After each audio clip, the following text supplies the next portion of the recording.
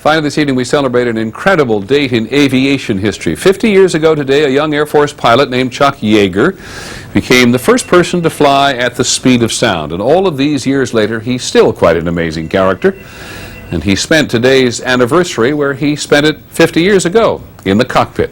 Here's ABC's Brian Rooney on the man and the milestone. What is remarkable about Chuck Yeager breaking the sound barrier today is that it's so unremarkable. At 74, General Yeager has never quit flying fighter jets. We just got a mock jump right now. Just 50 years ago, it was a hell of a lot harder. 50 years ago, a lot of people thought an airplane hitting the sound barrier would shatter as if it hit a brick wall. Other pilots died approaching the sound barrier, but Yeager punched through it without question.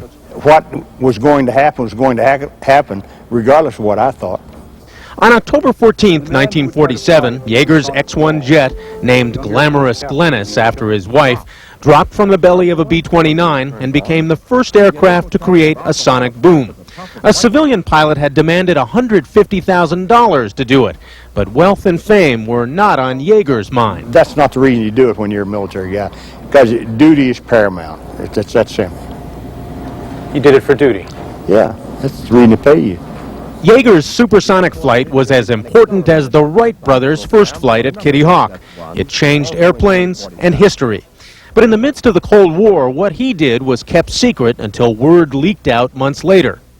And what the Air Force learned about how to build supersonic fighters allowed American jets to outfly Russian-made MiGs during the Korean War. Chuck Yeager became the model of the taciturn pilot, a flyer, not a talker. But eventually fame found him. Sam Shepard played Yeager in the movie The Right Stuff. Today, he climbed out of his F-15 before a crowd of admirers, still the man of few words. What I am, I owe to the Air Force. Yeager says next Sunday's air show appearance will be his last flight in a fighter jet.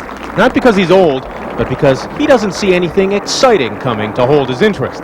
Not like the good old days, when every flight could have been his last. Brian Rooney, ABC News, Edwards Air Force Base. That is our report on World News Tonight.